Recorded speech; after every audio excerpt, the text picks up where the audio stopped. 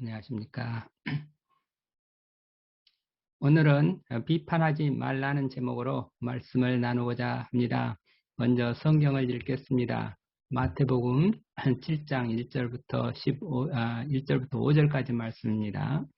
1절 비판을 받지 아니하려거든 비판하지 말라.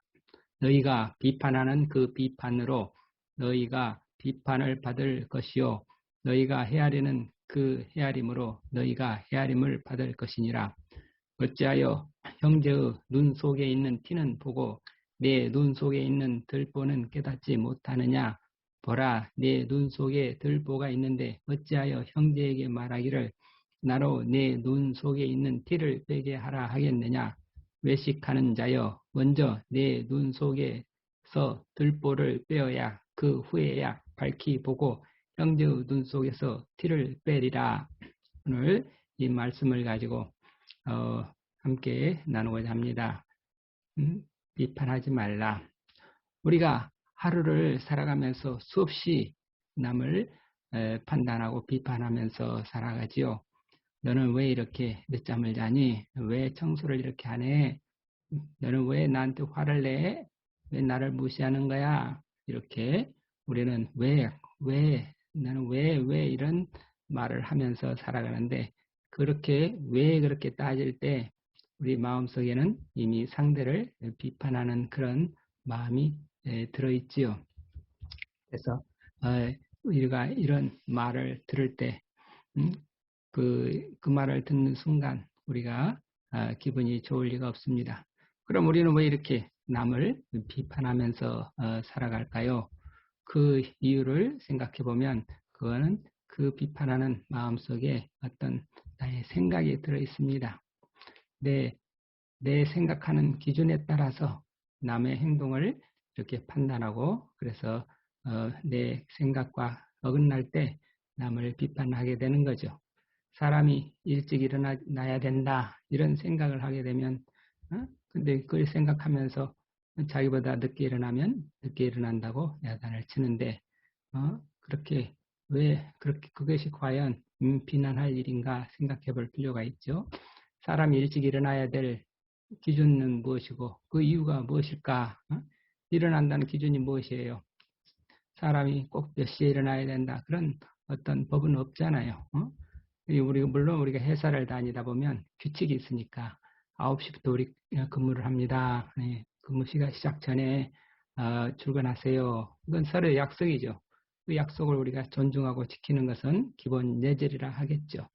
그리고 또 우리 식구들이 같이 산다 그럴 때 우리 식구들 아침 7시에 식사합니다. 그러면 식사 전에 다 일어나서 청소하고 해야 되겠죠. 이것도 역시 기본 약속이죠. 그렇지만 어쩔 수 없이 이런 기본적인 약속도 지킬 수 없는 경우도 있을 수 있죠. 몸이 갑자기 아프다든지 또는 어떤 급한 사정이 있어서 우리가 약속을 지키지 못할 경우도 많죠. 그럴 때 우리는 그렇게 약속을 지키지 못한 사람에 대해서 너 왜 이렇게 늦었어? 왜 이렇게 지각했어? 너는 왜 이렇게 늦잠을 자? 이렇게 야단치고 비난하고 화를 내기 전에 우선 그 사람의 어떤 상황이나 상태를 먼저 알아보는 것이 우선이겠죠. 그렇지 않고 그런 걸 알아보기도 전에 자기도 모르게 습관적으로 비난하거나 그렇게 화를 내면은 그것은 실수라 잘못이라 하겠습니다. 이 비난은 남들의 행위를 보고 그 사람의 행위가 잘못됐다 이렇게 내가 판단하는 그 나의 생각에서 나온 나의 행위죠. 이 비난한다 하는 것도 나의 행위죠. 내가 비난하는 행위를 하는 그런 행위는 왜 하나? 그러면 남을 판단하는 내 생각에서 내 생각이 없으면 그런 비난이 나올 수도 없고 그 비난이 없으면 화도 나올 수 없죠. 내가 지금 이렇게 글을 쓰거나 이렇게 지금 유튜브 방송한다 그럴 때 누군가 옆에서 말을 걸어온다 그러면 나도 모르게 화가 나죠. 왜 화가 납니까? 아, 내가 하는 일에 방해하는 것은 방해하지 말라. 내 하는 일에 나는 방해받으면 안 돼. 이런 나의 생각 때문이죠. 만약에 나에게 갑자기 누군가 말을 이렇게 걸어온다 그랬을 때, 그 사람은 내 일을 지금 방해하려는 게 아니고 어떤 급한 도움을 요청할 수도 있는 거고 또는 나에게 어떤 좋은 정보를 주고 싶은 어떤 호의 때문에 갑자기 나에게 말을 걸어올 수도 있을 수 있죠.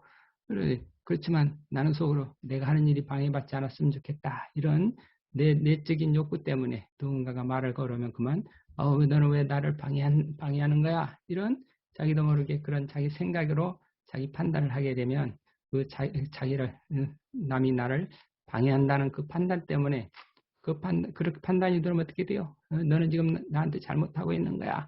이런, 또, 이런 신념이 들어가는 거죠. 그래서 그만, 너는 왜 나한테 이렇게 잘못하는 거야? 로 비난하고 화를 내게 되는 그런, 이 과정이 생기는 거죠.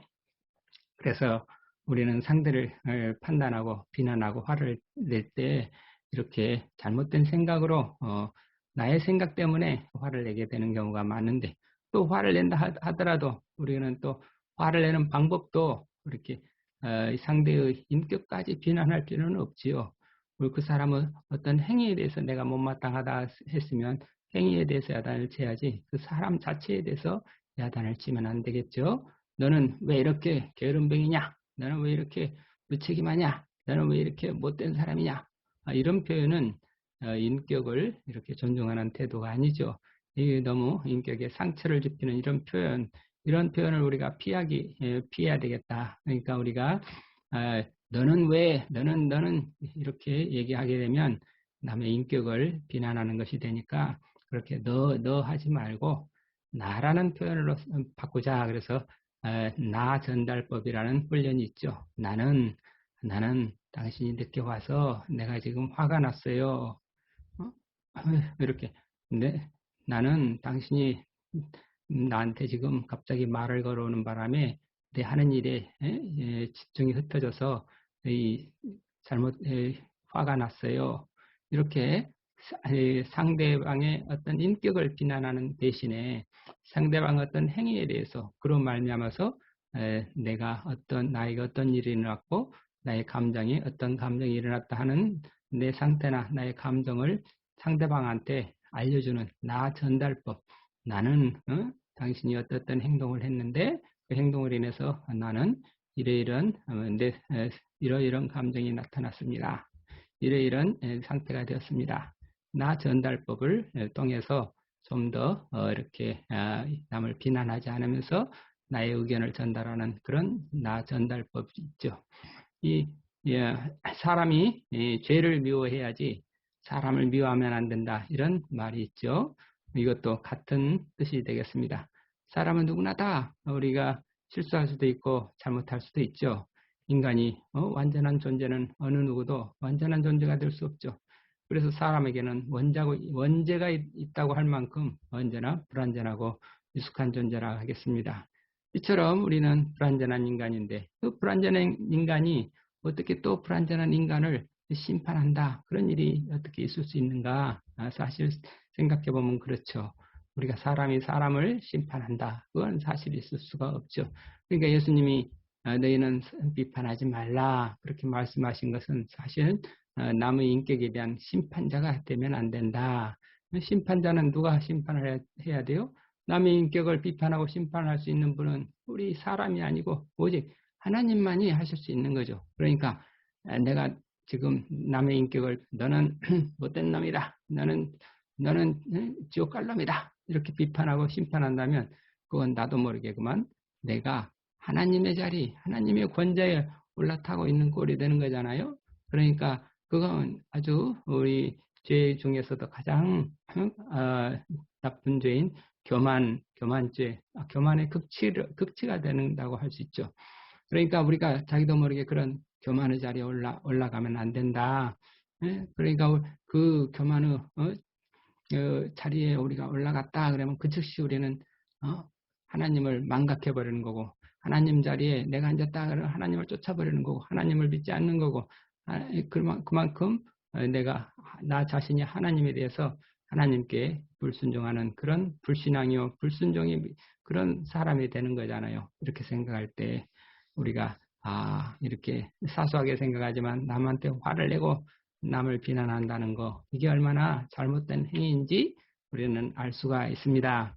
그래서 그렇다면 우리는 어떻게 하면 이런 남을 쉽게 비난하고 화내는 그런 일에서 벗어날 수 있을까요? 우리가 어떻게 하면 이걸 벗어나나? 그럴 때 우리가 그런 화를 낼 때 그 화내는 그 근저에는 나의 잘못된 생각이 있다고 그랬죠. 그 생각은 어떤 생각인가? 그러면 CCBB, 시비선악의 이분법으로 세상을 보는 생각이다. 그래서 시비선악의 이분법으로 보는 그 시각에서 우리는 먼저 벗어나야 되겠다. 시비, 옳을 시, 그를 비, 옳으냐, 그러냐, 이렇게 둘로 나눠서 판단하는 거. 또 선악, 좋으냐, 나쁘냐, 이렇게 둘로 나눠서 판단하는 거. 또 이해, 나한테 이롭냐, 해롭냐, 그런 두 가지를 가지고 판단하는 거. 이런 이분법적 사고를 가지고 세상을 보게 되면 제대로 볼 수가 없다. 사람은 언제나 둘 사이에 둘로 판단할 수 없는 그 근본이 훨씬 더 넓다 하는 것을 우리가 알아야 되겠습니다. 그래서 이런 둘로만 옳으냐 그러냐 둘로만 나눠놓고 보게 되면 늘 비판이 나오게 되고 또 우리가 비판하고 판단하는 그 생각이 갇히게 돼서 그 갇힌 생각에서 자기도 모르게 남을 비난하고 모욕하는 그런 화가 나오게 된다는 거죠. 그러니까 우리가 자칫 화내는 행위에 빠지지 않게 하려면 내 생각이 잘못된 그 편견의 생각에서 벗어나야 되겠다. 그래서 이제부터 우리는 우리 마음속에 화가 일어날 때 내가 화가 일어나는 순간 내가 화를 겉으로 표출하기 전에 내 속에 화가 나오는구나 알아차리고 왜 화가 올라오지? 화가 올라오는 그 근저에 있는 생각을 살펴보는 그런 훈련과 습관을 가져야 되겠다는 것이죠. 화를 내는 일은 또 내가 남에게 화를 내니까 남에게 상처를 주는 일이 되는 줄 알지만 남에게 상처를 주면 결국 또 나도 상처를 입게 되는 것입니다. 왜냐 그러면 우리의 마음이라든지 우리 뇌라든지 서로 다 연결이 돼 있어서 이게 다른 게 아니다 이거죠. 내가 기분 나쁘면 상대도 저절로 기분이 나빠지는 거고 내가 행복해지면 누가 뭐라 안 해도 내 이웃도 저절로 행복해지게 되는 것이죠. 그러니까 말씀에 네가 비판하는 그 헤아림으로 너도 헤아림을 받게 될 것이다. 그런 말씀을 하셨죠. 남잡이 저잡이다. 내가 남을 꽉 붙잡고 있으면 남이 나를 붙잡고 있는 거나 내가 남을 잡고 있는 거나 둘 다 매여 있기는 마찬가지죠. 내가 남을 비난하는 것이나 내가 나를 비난하는 것이나 그 실질에 있어서 아무 차이가 없습니다. 상대방에게 내가 화를 낸다든지 하는 것이 또는 상대가 나를 화를 낸다든지 그건 똑같은 행위라는 거죠. 그러므로 우리 속에서 이 화내는 거, 이 화가 나오지 않도록 화가 나오는 순간 그 싹을 싹 잘라버릴 수 있도록 그 뿌리를 싹 뽑아버릴 수 있도록 우리가 할 수 있습니다. 그 뿌리를 뽑아버리는 방법은 화가 나오는 순간에 잠깐 숨을 딱 멈추고 내가 화가 나오는구나. 무슨 일이지? 하고 내 속 생각을 들여다보는 거죠. 그래서 화의 싹이 사실은 내가 잘못된 생각에서 나오는 것이구나 하는 것을 알아채는 거죠. 그 잘못된 생각이 뭐라고 했어요? 시비선악이라고 했죠. 옳다 그르다, 좋다 나쁘다, 이롭다 해롭다 이렇게 이분법적으로 생각하는 그런 생각에서 우리는 자동적으로 비판이 나오고 판단이 나온다. 그러니까 그 이분법적 생각을 딱 멈추고 판단 중지, 이분법 생각 중지 딱 하고 있는 이 사실을 사실대로 보자 이렇게 되는 거죠. 그래서 마태복음 7장 3절을 다시 한번 읽어보겠습니다. 어찌하여 형제의 눈 속에 있는 티는 보고 내 눈 속에 있는 들보는 깨닫지 못하느냐. 형제의 티가 뭐예요? 내 눈에 거슬리는 그 행위가 형제의 티가 되는 거죠. 그런데 내 눈에 왜 거슬리는가 하면 그것은 바로 내가 그 이분법적으로 바라보는 그 잘못된 생각 때문에 거슬리게 되는 거죠. 그러니까 그 잘못된 생각, 그것을 들보라고 하는 거죠. 이 들보는 사물을 있는 대로 보지 못하게 만드는 내 눈을 가로막고 아무것도 보지 못하게 만드는 뭔가 왜곡되게 만드는 그런 이 방해물을 이렇게 들보라고 하는 거죠. 그 들보가 사라져야 우리는 사실을 사실대로 있는 것을 있는 대로 그대로 볼 수 있는 그런 눈을 갖게 되는 것이죠. 그러니까 우리가 12선악으로 일으키는 그 모든 생각들이 바로 들보라 하겠습니다. 그 생각을 이분법적 생각을 제거하고 12선악에서 우리가 벗어날 때 우리는 상대의 행위를 있는 그대로 바라보면서 바르게 분별할 수 있다는 것이죠. 그러니까 비판하지 말라, 심판하지 말라. 그렇게 하려면 12선악, 그 이분법적 편견에서 우리는 벗어나야 되겠다 하는 것입니다. 12선악의 그 편견에서 벗어나서 그러면 들보를 버리고 들보를 빼버리고 12선 그 말이나 같은 거죠. 그래서 그리스도의 마음으로 순수한 마음으로 바라볼 때 우리는 바른 분별을 가질 수 있는 것이죠. 그러니까 우리가 비판하거나 판단하거나 그렇게 비난하지 말고 우리는 분별의지를 가져야 되는 거죠. 그래서 상대의 뒷글을 보고 비판하고 화를 내는 그런 사람이 아니라 지혜롭게 있는 것을 있는 대로 바라보는 그래서 뭔가 잘못이 있다 그러면 잘못을 바로잡아주는 사랑의 사람이 되자는 것입니다. 우리는 스스로 내가 심판자가 돼서 비판하는 그런 사람이 아니라 내 눈에 들보를 드러내고 그래서 내 들보를 드러내면 마음이 겸손하고 순수해지고 겸손해지고 그래서 그 순수하고 겸손한 마음으로 남을 섬기는 그런 자리에 설 수 있게 되는 것이죠. 그래서 형제자매의 뒷글을 우리가 용납해주고 씻어주고 사랑하는 그런 그리스도인으로 거듭나야 되겠습니다. 이제 우리는 화가 나는 순간에 어떻게 한다고요? 잠시 호흡을 멈추고 이것은 내 들보 때문에 나오는 것이구나 하고 들보를 딱 찾아서 들보를 쑥 드러내는 그런 훈련을 해야 되겠습니다. 그렇게 해서 들보를 뽑아낸 사람들이 마음이 깨끗한 사람들이 되는 거죠. 그래서 들보를 뽑아내는 순간에 우리는 하나님을 뵙게 될 것이고 그래서 그리스도의 마음을 우리가 얻게 될 것이고 그래서 그리스도의 마음으로 형제를 섬기는 그리스도인이 되는 것이죠. 그래서 우리는 또한 모두 하나님께서 가꾸시는 이처럼 아름다운 그 기일동산의 꽃이 될 것입니다.